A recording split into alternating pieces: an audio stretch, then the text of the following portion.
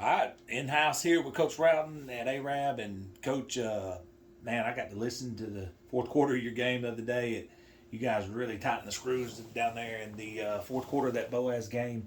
Sounded like a tremendous football game. It's kind of back and forth battle.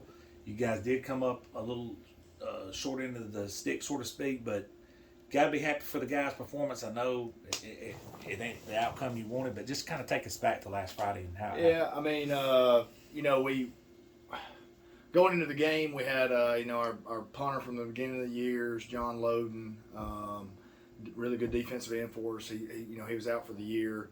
Our quarterback got a little banged up in the Scottsboro game.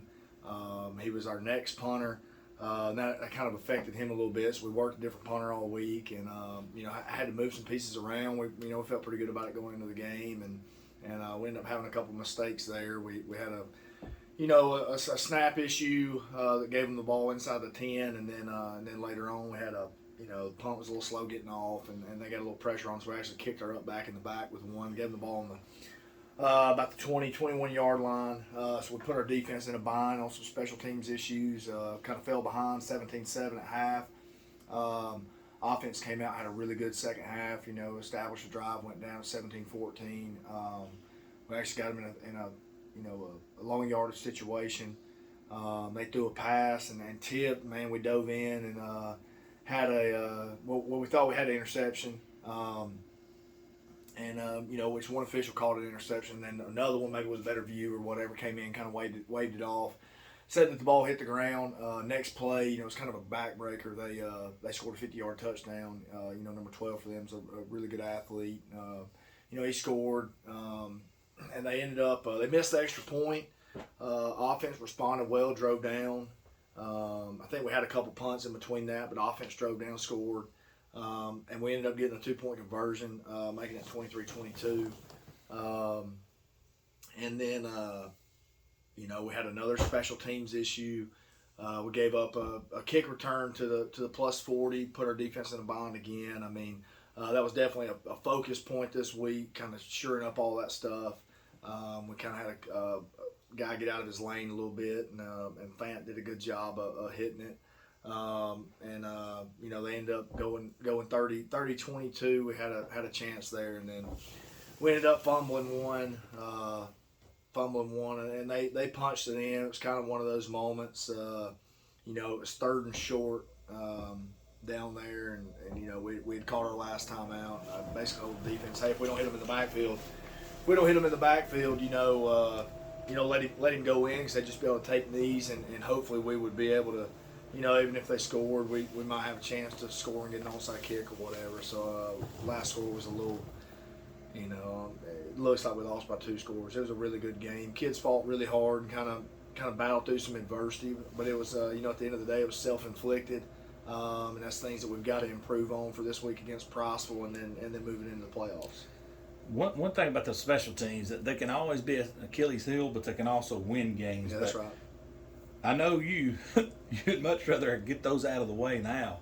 Yeah. Let's go ahead and face those and push through those and get that stuff fixed. Right. And then you're playing another good football team this week to prepare you for those playoffs. Yeah, we had a big emphasis on special teams this week. Not that we don't work on them, but just making sure that everything was corrected and shored up, and Nick's back fully healthy, so he'll be back punting. We still worked, another punter extra this week, just so we don't roll through the situation again. We feel pretty good about our special teams group going into the game tonight, and hopefully it'll be a bright spot and not a dark spot on when we cut on the film. They're Priceville's they're an interesting team. They've had some ups and downs this year. What have you seen from them on film? From last year to this year, they've made a complete 180. Yep. They were 2-8 last year and 6-3 this year. Yep. Just if you just look at scores from last year to this year, like West Morgan's a good example. I think they lost to West Morgan by 40 last year. They lost 8-7 this year. But you can so that's like a 40-point turnaround from last year. You go back and look at most of their films, and it's very similar all the way through. But you know that this team for Prosper really started catching on last year, the second half of the season. You know they were kind of finding their way early on, and then they played Fairview competitively. They played Russellville competitively. They lost to Lawrence County, who was a playoff team last year, by a point or two in the last couple minutes of the game. And so it's a much improved. They were much improved in the second half of the season last year. So knowing coming into this season, you knew it was going to be. You know they were going to be a good team and a solid team and a playoff team, and that's what they turned into. It's a good opponent to face before the playoffs start, obviously, man. So I understand why you scheduled them. I don't know if you knew they was going to flip it that much, like a 40-point swing, but no, it's a good opponent to face. And playing on a Thursday, it's looking like it's going to be wet conditions kind of here. Balls could get a little damp or whatever.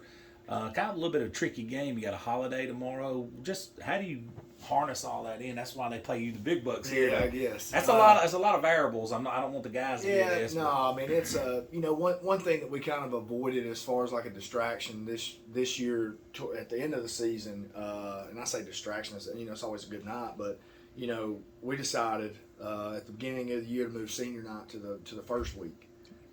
It's kind of more of a That's actually smart. You guarantee everybody's healthy. The energy's there. It guarantees the weather. If it was coming a thunderstorm week 0 against Albertville, where you've got 4 more home games to move it to. That's smart. It's kind of an exciting kickoff for the seniors. Right. We're like at the end of the season, it's kind of looked at nearing the end, almost more sad in a way than doing it at the beginning and it being exciting. And I mean, it turned out to be a pretty good situation because senior night in this weather wouldn't really be the most ideal thing, but at the end of the day you'd have to do it. So I mean, that was I think it was a really good thing to do that. And like I said, I all the positives that you could think about coming out of that senior night week 0. I mean, to me, I think it's a really good thing, and that's something that I hope we continue to do. Actually, I feel pretty confident we're going to continue to do. So I mean, it worked out really good. So that's another distraction you could get on a week 10 game, before the playoffs. But you got Halloween tomorrow, but I mean, at the end of the day, our guys do a really good job of focusing on the task at hand, and that's a game on Thursday night against a good Prosville team. I think our guys will be up for the challenge. I've never looked at a senior night like that. That makes complete sense, dude. There's an energy level, like you said, it's a happy energy at the beginning of the season. Like you said, sometimes late in the season, people are like on pins and needles because if we slip up just a little bit, the season's over. Right. It ain't a distraction because you need everything you got. And now, I mean, you guys have got it out of the way. You're sitting here on a Thursday night fixing to play, but you get an extra day to prepare for that playoff team. Yeah, that's right. And we're going to talk about them next week. I don't like putting a cart ahead of the horse, and I know you're 1,000% focused on Prosper, so we're not even worried about that this week. But just overall thoughts right now. I mean, you probably got the checklist of stuff you need to get done today versus Prosper, obviously. I mean, just as far as the guys go, I mean, I think our headspace is in a really good spot. I mean, we're sitting at 4 and 5, and we've talked about it. It's not where we want to be. But at the end of the day, that's where we are. And just kind of talk with the guys. There's still things. There's still things to do in the season. There's still things to be attained, goals to be accomplished. We didn't achieve everything that we wanted to this year so far, but big goals are still on the table. And man, our guys hadn't changed a bit. I mean, it's as a coach. You kind of wonder, like, man, nothing really affects these guys, which, sometimes you worry about that, I guess. Like, man, do they even care? Which I know these guys do, and that's just kind of the mentality that they have. It's just whatever's next, they're going to be up for the challenge, and it's just a blessing to coach these guys. And like you said, man, and they still control their own fate. That's right. I mean, they control their own fate regardless what positioning. They're in the playoffs, new season starts, so there's a lot of positives. I actually got to see one of your former stud players yesterday at the championship game. Landon Strickland was there watching his girlfriend win a state championship. So that was pretty cool. Get to talk to him for a little bit. And he said to tell you what's up, by the way. So, we texted a little bit here and there, so I you. kind of kept up with him a little bit this you year. forget how big a human he is. Dude, standing beside him. He's gotten bigger, too. He has, yeah. Yeah, I was standing beside him here, so I was like, man, I forgot how big this cat was, man. And like you said, he's gotten kind of more broad, and he looks the part, I can tell you that. And he plays the part, too. That's right.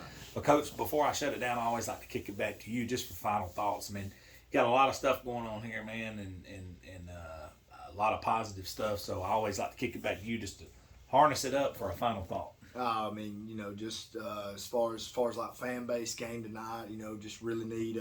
I know it's a little chilly, it's a little drizzly, which I think all that's going to be cleared out. I just hope we have a really big crowd tonight. I hope the community kind of rallies, kind of gets behind us. I mean, I really feel good about tonight. I feel good about the headspace that we're in, kind of moving forward. I think something exciting's brewing, and hopefully everybody will be out there to watch it. That, and you get the little ones get free for tomorrow night to trick or treat, so that's a win for them. And That's they're right. fired up about that. Hey, another shout out. We got our C team playing for the Super Bowl on Saturday. Dude, that's Sandmountain awesome. Park. Yep. So. That's awesome. I wish those guys some luck. Oh, absolutely. Coach, I appreciate you sitting in with us as always. I've got to get back down and cover more volleyball today, but man, it's been a blessing. Thank you. Yes, sir. Appreciate it.